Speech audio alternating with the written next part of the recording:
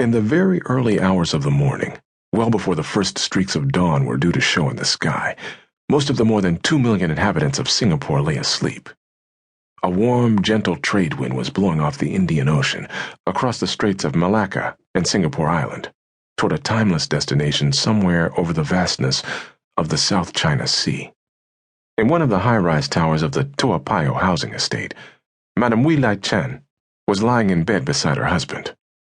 For some reason, sleep was eluding her. She was drifting from partial slumber to semi-consciousness and back again like the very gentle swell of a placid ocean. In her mind, she was retracing for the 1,000th time their good fortune in securing the tiny apartment in which they lived with the 4 children she had borne and who would care and provide for her and her husband in their old age. 2 sons and 2 daughters were not as gratifying as 4 sons would have been, but someone had to have daughters if there were to be brides for all the fine sons. Someone would have to bear their children.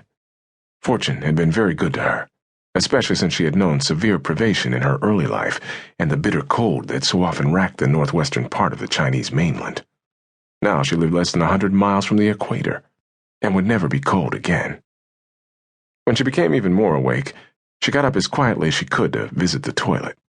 Then she walked softly in her bare feet to look in the small room where her children, the oldest only 8, were wrapped in their innocent dreams.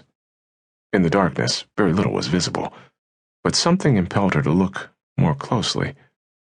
As silently as she could, she entered the room.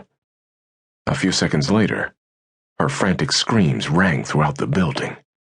As they continued with no let-up, people awoke, babies began to cry, and lights appeared on 4 different floors. Someone picked up a telephone and dialed 999. In the Kebong neighborhood police post, Block 89, Lorong 2. Inspector Cheng Bun Lai answered the call. At that hour of the morning, he expected it would be about a pregnant woman whose time had come sooner than expected and who needed immediate help.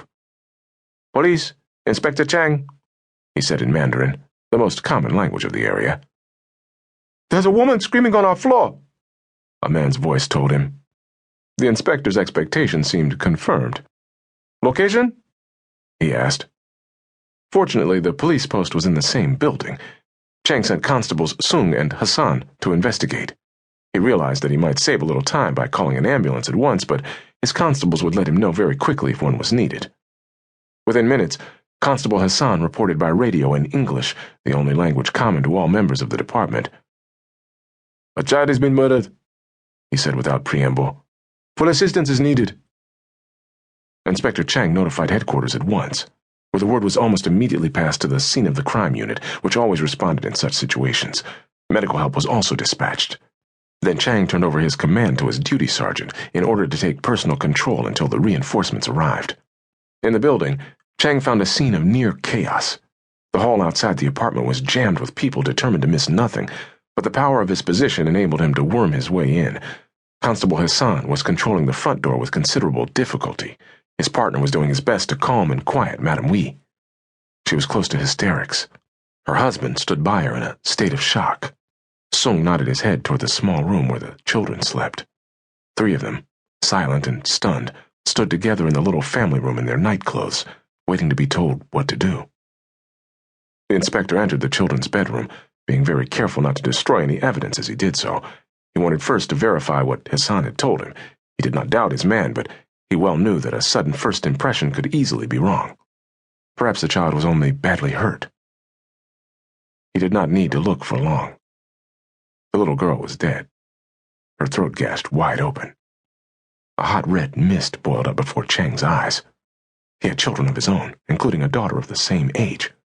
His experience told him that the father was probably responsible, but someone was going to pay with his life for the terrible thing he had done to that innocent child. By the time Cheng came back into the family room, white police cars with flashing lights had begun to fill the available spaces before the high-rise structure. The officer in charge was Deputy Superintendent Dalip Singh, tall and impressive in his immaculate turban. At the crime scene, he was met by Cheng, who very swiftly outlined the few available facts. Singh had seen many cases of violent death. Quite frequently, the victim was someone who would not be sorely missed, but a child was different. When he reached the death scene and stooped for a closer look at the innocent little victim, a tear rolled down each of his cheeks. There was a fresh stir in the hallway as the medical people came hurrying in.